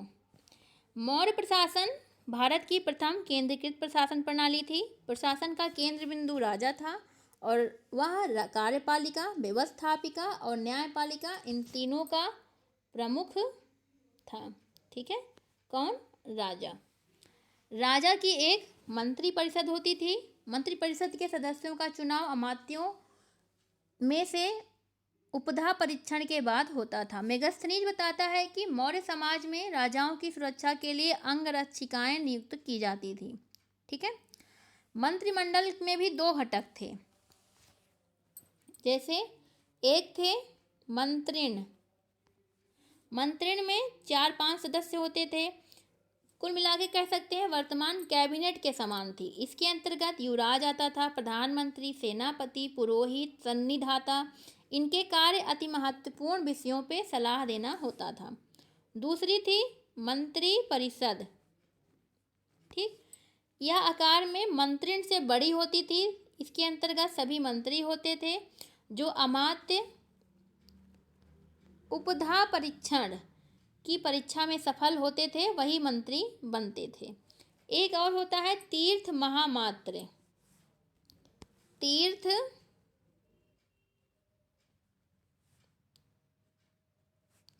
महामात्र, यह उच्च स्तर के कर्मचारी या अधिकारी थे जिन्हें महामात्र भी कहा जाता है। प्रशासन के विभाग भी तीर्थ कहे जाते थे। कौटिल्य के अर्थशास्त्र में 18 तीर्थ का उल्लेख है। 18 तीर्थ का। 18 तीर्थ कौन थे? नंबर 1 पे प्रधानमंत्री एवं पुरोहित, पुरोहित प्रमुख था। फिर युवराज, राजा का उत्तराधिकारी था। फिर सेनापति, युद्ध विभाग का मंत्री। फिर सन्निधाता, सन्निधाता जो था वो राजकीय कोषाध्यक्ष था। फिर समाहर्ता, यह राजस्व विभाग का प्रधान था। व्यवहारिक दीवानी न्यायालय का न्यायाधीश था। इसके अलावा प्रतिष्ठा, प्रतिष्ठा कौन था? फौजदारी न्यायालय का न्यायाधीश था। फिर मंत्री परिषदाध्यक्ष, मंत्री परिषद का अध्यक्ष था, नाम से ही है। दंडपाल, सेना की सामग्री जुटाने वाला अधिकारी था। दुर्गपाल, नाम से ही स्पष्ट है, देश के भीतरी दुर्गों का प्रबंधक। नागरक, नगर का प्रमुख अधिकारी। आटविक, वन विभाग का प्रमुख अधिकारी। कर्मांतिक, उद्योग धंधों का प्रधान निरीक्षक। नायक, सेना का संचालक। दौवारिक, जो इम्पोर्टेंट है वो लिख दे रहे हैं। दौवारिक, राजमहलों की देखरेख करने वाला। आंतवर्षिक, सम्राट की अंगरक्षक, सेना का प्रधान। अंतपाल, सीमावर्ती दुर्गों का रक्षक। एक और था प्रशस्ता, प्रशस्ता, प्रशस्ता राजकीय कागजों को सुरक्षित रखने वाला एवं राजकीय राजज्ञों को लिपिबद्ध करने वाला अधिकारी था। इस प्रकार 18 तीर्थ थे ये टोटल। ठीक है, आगे बात करें अगर हम, अर्थशास्त्र में 26 अध्यक्षों का उल्लेख मिलता है। ठीक है, अगर आप कहेंगे तो उसको हम डिटेल में आपको भेज देंगे, वरना सुनना हो तो आप ऐसे सुन सकते हैं। 26 अध्यक्ष हैं। पढ़नाध्यक्ष 26 अध्यक्ष। ठीक, फटाफट सुन लीजिए, अगर आपको नोट करना होगा कर लीजिएगा। पढ़नाध्यक्ष वाणिज्य विभाग का अध्यक्ष था। सुराध्यक्ष आबकारी विभाग का अध्यक्ष था। सूनाध्यक्ष बूचड़ खाने का अध्यक्ष था। गणिकाध्यक्ष गणिकाओं का अध्यक्ष। सीताध्यक्ष राजकीय कृषि विभाग का अध्यक्ष। अकाराध्यक्ष खान विभाग का। कोष्ठागाराध्यक्ष कोष्ठगार का। कुप्याध्यक्ष वनों का। आयुधागाराध्यक्ष आयुधगार का अध्यक्ष। शुल्काध्यक्ष व्यापार कर वसूलने वालों का अध्यक्ष। लोहाध्यक्ष धातु विभाग का। लक्षणाध्यक्ष छापेमार का अध्यक्ष मुद्रा जारी करने वाला प्रमुख अधिकारी था लक्षणाध्यक्ष। गौ अध्यक्ष पशुधन विभाग का। विविताध्यक्ष चारागाहों का। मुद्राध्यक्ष पासपोर्ट विभाग का। नवाध्यक्ष जहाज रानी विभाग का। पत्तनाध्यक्ष बंदरगाहों का। संस्थाध्यक्ष व्यापारिक मार्गों का। देवताध्यक्ष धार्मिक संस्थाओं का। पौतवाध्यक्ष माप तौल का। मानाध्यक्ष दूरी एवं समय से संबंधित साधनों को नियंत्रित करने वाला। अश्वाध्यक्ष घोड़ों का अध्यक्ष। हस्त्याध्यक्ष हाथियों का। सुवर्ण सोने का सुवर्णाध्यक्ष। अक्षपटालाध्यक्ष या महालेखाकार होता था। तो ये आपके पूरे 26 अध्यक्ष हो गए। अब हम बात करेंगे प्रांतीय प्रशासन के बारे में। केंद्र प्रांतों में बटा था और यह पांच प्रमुख बड़े प्रांतों में बटा था। उत्तरापथ पहला था उत्तरापथ जिसकी राजधानी तक्षशिला। दक्षिणापथ जिसकी राजधानी सुवर्णगिरी। अवंती राष्ट्र उज्जैनी। प्राची या फिर प्राची चौथा था जिसकी राजधानी पाटलिपुत्र। कलिंग जिसकी राजधानी तोसली। प्रांतों को चक्र कहते थे। ठीक, प्रांतों को चक्र कहा जाता था। प्रांतों का वायसराय राजवंश का कोई कुमार आर्यपुत्र होता था। अशोक के समय तक्षशिला तोसली एवं उज्जैनी में कुमार नियुक्त थे। कंबोज भोज पैतनिक आटविक राज्य और सौराष्ट्र प्रांत की स्थिति अर्ध स्वतंत्र राज्य जैसी थी। ठीक है, इसके अलावा अशोक ने कलिंग में 2 प्रशासनिक केंद्र बनाए थे। उत्तर कलिंग की राजधानी तोसली और दक्षिण कलिंग की राजधानी समापा थी। ठीक है, मौर्य काल में प्रांतों को मंडलों में विभक्त किया जाता था और मंडलों को जिलों में विभक्त करते थे। ये जिले आहार विषय कहलाते थे। ये हमने आपको लास्ट में बता दिया। ठीक है, जिला या विषय का जो प्रमुख होता था उसे विषयपति या आहारपति कहते थे। ठीक, और जिले एवं ग्राम के बीच में एक मध्यस्तरीय स्तर था जहाँ 2 अधिकारी होते थे, स्थानिक और गोप। स्थानिक क्या करता था? कर वसूलता था और गोप आधुनिक लेखपाल के जैसे था, जैसे अभी आज के टाइम लेखपाल होते हैं ऐसा। ठीक, सबसे निचली इकाई ग्राम थी। प्रशासन इसका प्रमुख ग्रामणी था। यह अवैतनिक अधिकारी होता था। ठीक है, अगर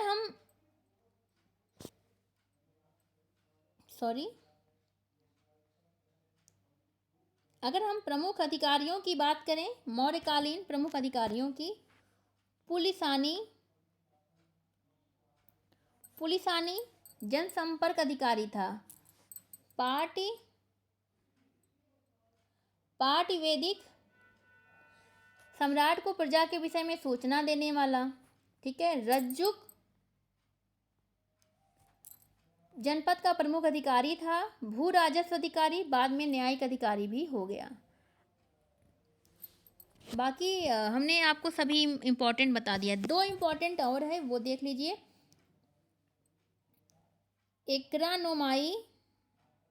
एग्रानोमाई जिले एवं सड़क निर्माण का प्रमुख।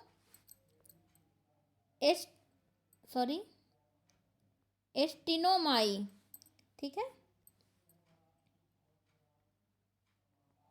एस्टिनोमाई यह नगर प्रशासन का प्रमुख अधिकारी था।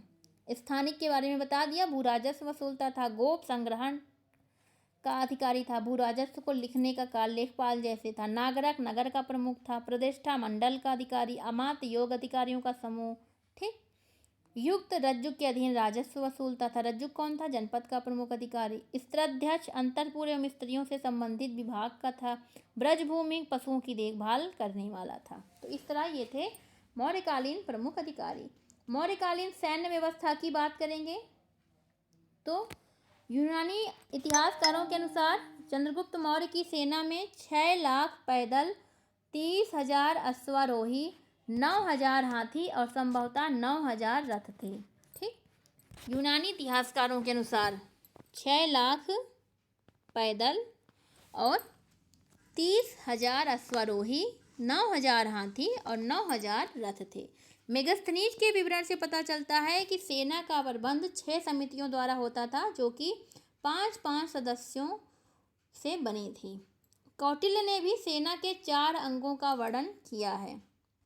कौटिल्य ने सेना के 4 अंगों का वर्णन किया।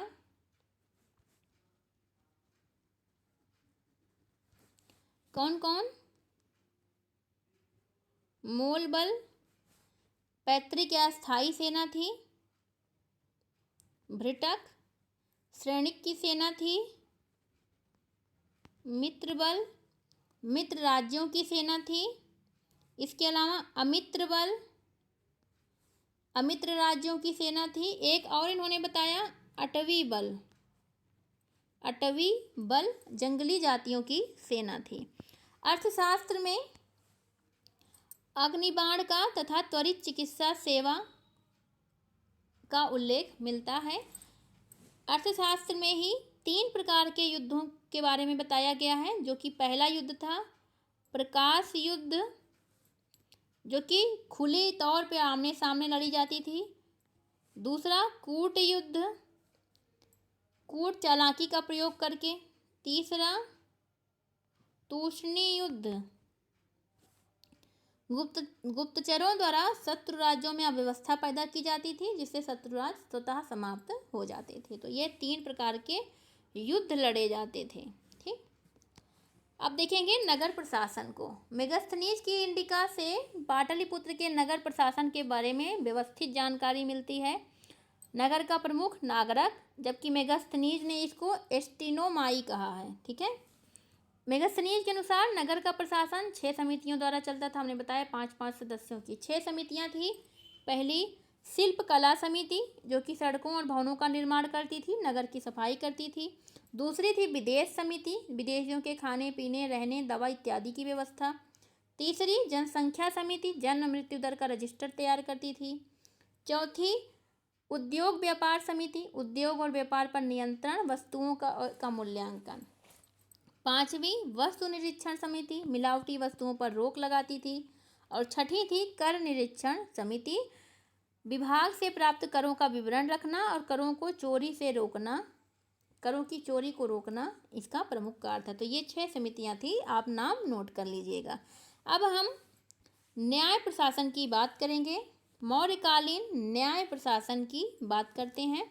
सबसे बड़ा न्यायालय राजा का न्यायालय, राजा का न्यायालय, और सबसे छोटा न्यायालय ग्राम का। ठीक, सबसे बड़ा और सबसे छोटा। स्थनीय धर्मस्थीय क्या था? ये दीवानी न्यायालय था। इसका प्रमुख व्यावहारिक था। इसके प्रमुख को क्या कहते थे? व्यावहारिक। कंटक शोधन फौजदारी न्यायालय था। इसके प्रमुख को प्रदेष्टा कहते थे, इसको व्यवहारिक। ठीक, रज्जुक जो है जनपद का मुख्य न्यायाधीश होता था, जैसे हमारे वर्तमान में डिस्ट्रिक्ट जज होते हैं, डिस्ट्रिक्ट जज जो होते हैं उसी तरह। गुप्तचर व्यवस्था की बात करें तो गुप्तचर व्यवस्था भी थी। इसका प्रथम विस्तृत विवरण हमें अर्थशास्त्र से पता चलता है। पुरुष एवं महिलाएं दोनों गुप्तचर होते थे। गणिकाएं भी गुप्तचर का काम करती थी। 2 प्रकार के गुप्तचर थे। पहली संस्था, ये स्थायी थे, इनमें भी 5 प्रकार के थे। ठीक, ये स्थायी थे और इनके भी 5 प्रकार थे। कपाटिक, विद्यार्थी के बेस में रहने वाले,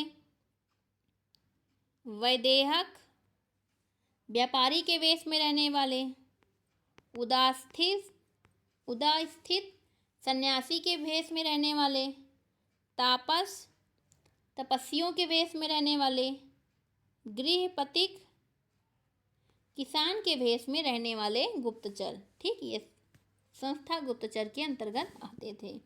दूसरी थी संचरा, ये भ्रमणशील गुप्तचर थे, ये स्थायी थे, ये भ्रमणशील। इनके भी 4 विभाग थे।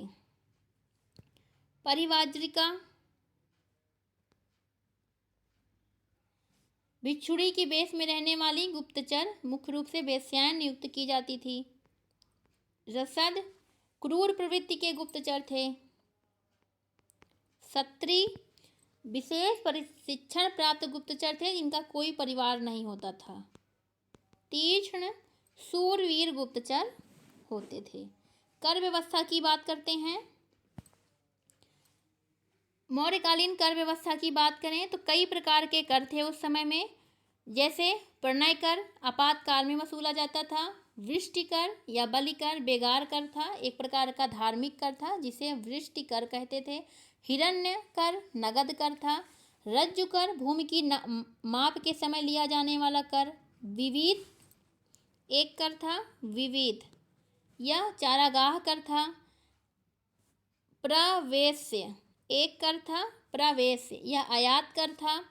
और निष्क्राम्य या निर्यात कर था। प्रवर्तनी सड़क कर था। पार्श्व कर व्यापारी के अधिक लाभ पर वसूला जाने वाला। ठीक है, तो जो इम्पोर्टेंट था वो हमने आपको बता दिया।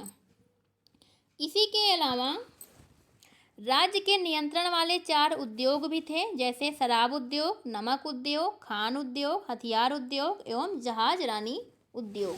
ठीक है, अब हम बात करेंगे मौर्यकालीन सिक्कों की। मौर्यकालीन सिक्कों की बात करें तो सबसे पहले आता है निष्क, जिसको सुवर्ण कहते हैं, सोने का सिक्का। अभी तक एक भी मौर्यकालीन सोने के सिक्के नहीं प्राप्त हुए। दूसरा पर्ण, करसापण, जिसको धरण भी कहते हैं और रुपये रूप भी कहा जाता है, इसी को शतमान भी कहते हैं, और यह चांदी का सिक्का होता था। ठीक है, चांदी का। यह मौर्यकाल का प्रधान सिक्का एवं राजकीय सिक्का था। ठीक है, मासक, जिसको कांकनी भी कहते थे, ये तांबे का सिक्का था। द्रोण, यह अनाज माप का एक पैमाना था। निवर्तन, भूमि माप का पैमाना। द्रोण अनाज माप का और ये भूमि माप का। ठीक है, चलिए परिवहन संसाधन की बात करेंगे। बंदरगाह एवं सड़क प्रमुख परिवहन संसाधन थे। ठीक है, 4 प्रमुख सड़क थे, उत्तरापथ, दक्षिणापथ। उत्तरापथ में पुरुषपुर से ताम्रलिप्ति तक जाती थी सड़क, इसको चंद्रगुप्त मौर्य ने बनाया था। पुरुषपुर से ताम्रलिप्ति तक। ठीक है, इसको चंद्रगुप्त मौर्य ने बनाया। शेर शाह के समय इस सड़क को सड़के आजम कहा गया एवं ऑकलैंड के समय यही रोड जीटी रोड कहलाई। ठीक है, उत्तरापथ। दक्षिणापथ जो है वो श्रावस्ती से प्रतिष्ठानपुर जाती थी। तीसरी सड़क मथुरा से भृगुकच्छ को जोड़ती थी और चौथी सड़क कौशाम्बी से चंपा को जोड़ती थी। मौर्यकालीन बंदरगाहों की अगर हम बात करें तो मौर्यकाल में दूर पश्चिम में स्थित बेबीलोन के साथ व्यापार एवं वाणिज्य का अत्यधिक विकास हुआ। और एरियन जो कि विदेशी यात्री है वो कहता है कि भारतीय व्यापारी सफ़ेद चमड़े के जूते पहनते थे और मोती बेचने यूनान के बाज़ारों में आते थे। पश्चिमी तट के बंदरगाह थे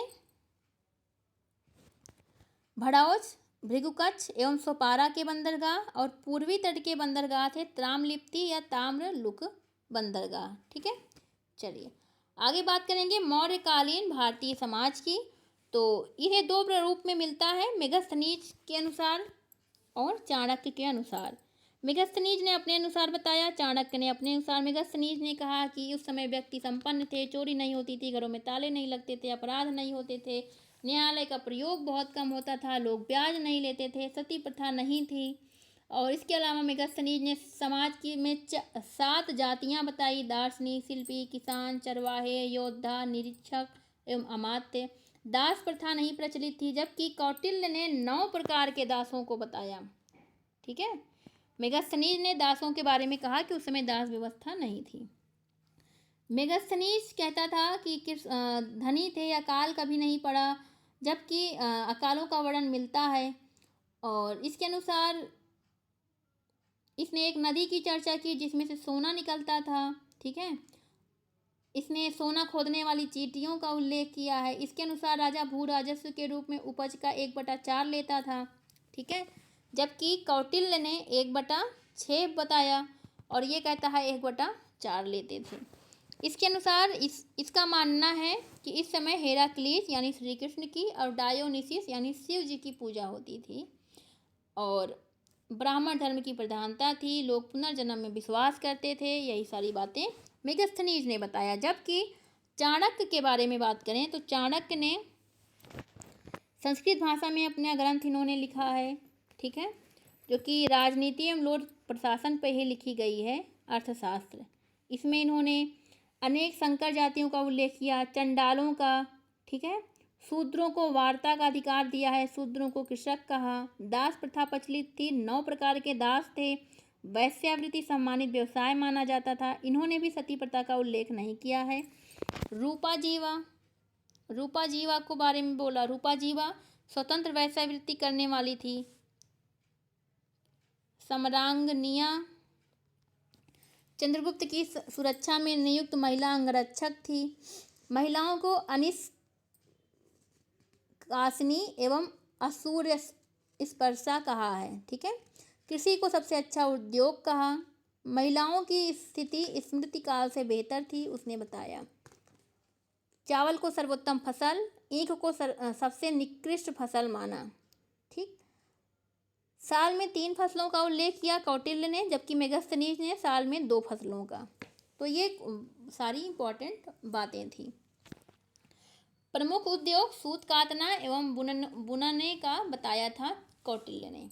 चलिए अब हम बात करेंगे मौर्यकालीन कला की। लास्ट टॉपिक हो मौर्यकालीन कला की बात करें तो सबसे पहले इसको 2 भागों में बांटेंगे, राजकीय कला और लोक कला। राजकीय कला की बात करें तो उसमें राजप्रसाद आएंगे, स्तंभ, गुहा, स्तूप और विहार। राजसभा राजप्रसाद यानी राजसभा, फाहियान ने मौर्यों के राजसभा को देव निर्मित बताया। ठीक, दूसरे थे स्तंभ। स्तंभ मौर्यकालीन वास्तुकला का सर्वोत्तम उदाहरण है। इसे अशोक की लाट कहा जाता है। क्या कहा जाता है? अशोक की लाट। ये बहुत इंपॉर्टेंट टॉपिक है। मानते हैं वीडियो थोड़ा लंबा है लेकिन बहुत इंपॉर्टेंट है। स्तंभों की संख्या 30 है। ये स्तंभ मथुरा और चुनार की पहाड़ियों से लाकर लाल एवं बलुआ पत्थरों से बनाए गए हैं। लाल बलुआ पत्थर से बने हैं। ठीक, अगर हम इन स्तंभों की बात करें, ये कुछ ऐसे होते थे। देख लीजिए, क्योंकि ये आपकी आर्ट एंड कल्चर भी लगा हुआ है पीसीएस में, तो उसके लिए इम्पोर्टेंट है। ये कुछ ऐसे इस आकृति थी। ठीक है, इधर जो है पशु आकृति होती थी, इधर जो है चौकी होती थी, ये कंठ होता था, ये कंठ है, ये कमल का फूल होता था, इसको मेखला कहते थे, ये तना है। ठीक, कई विदेशी विद्वानों के अनुसार अशोक के स्तंभ ईरानी स्तंभों से प्रेरित हैं। इसके अलावा स्तंभों में रुम्मनदेई स्तंभ लेख सबसे छोटा स्तंभ लेख है। ठीक, लौरिया नंदन सबसे सुरक्षित स्तंभ लेख है। पाटलिपुत्र कुम्हरार के स्तंभ को फाहियान ने जम्बूद्वीप स्तंभ कहा। कुछ ऐसे भी स्तंभ थे जिनमें कुछ भी नहीं लिखा है, ये लेख विहीन स्तंभ थे। जैसे लेख विहीन स्तंभ,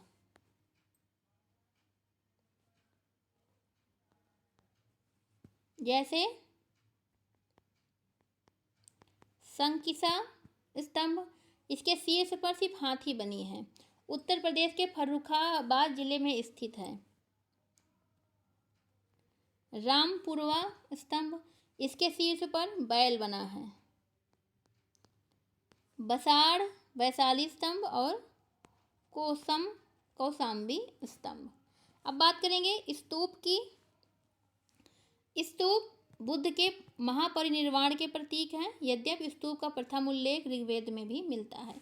अशोक के द्वारा निर्मित स्तूपों की बात करें तो बौद्ध ग्रंथ जो हैं अशोक को 84,000 स्तूपों को बनवाने वाला मानते हैं कि 84,000 स्तूपों को अशोक ने बनवाया, जिसमें कुछ प्रमुख हैं जैसे सांची महास्तूप, यह मध्य प्रदेश के रायसेन जिले में है। अशोक द्वारा 3वीं शताब्दी में बनाया गया। बाद में अग्निमित्र शुंग द्वारा इसका जीर्णोद्धार हुआ और इसकी खोज 1818 ईस्वी में टेलर ने की थी।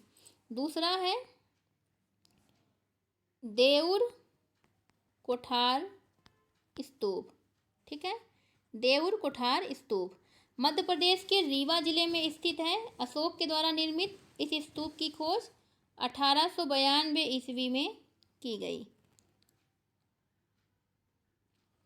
यह अशोक के द्वारा निर्मित थे। दूसरा है सारनाथ का स्तूप। ठीक है, सारनाथ का स्तूप, जिसमें सारनाथ के प्रमुख स्तूपों की श्रृंखला है, जिसमें धमेख स्तूप, मूलगंध कुटीर स्तूप, धर्मराजिक स्तूप इत्यादि। एक है धमेख स्तूप। धमेख अशोक के समय प्रारंभ हुआ इसका निर्माण और कुषाण काल तक चला, या जब यह गुप्त काल में पूरी तरह से तैयार हो। एक है पिपरावा स्तूप, सबसे प्राचीन स्तूप है। विहार की बात करें, अशोक ने पाटलिपुत्र में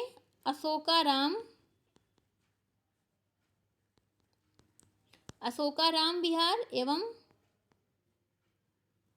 कुक्कुटा राम विहार का निर्माण करवाया। कहाँ? पाटलिपुत्र में। कुक्कुटा राम विहार को 100 करोड़ स्वर्ण मुहर देने का संकल्प किया था। ठीक है, अब हम बात करेंगे, ये थे इनके स्तूप।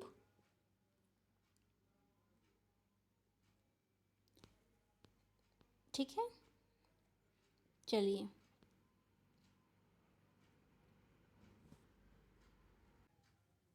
अगर हम बात करें मंदिर या जिसे नगर कहते हैं, अशोक ने वितस्ता नदी के तट पर श्रीनगर की स्थापना की और यहाँ पर उन्होंने अशोकेश्वर मंदिर का निर्माण किया था। नेपाल में इन्होंने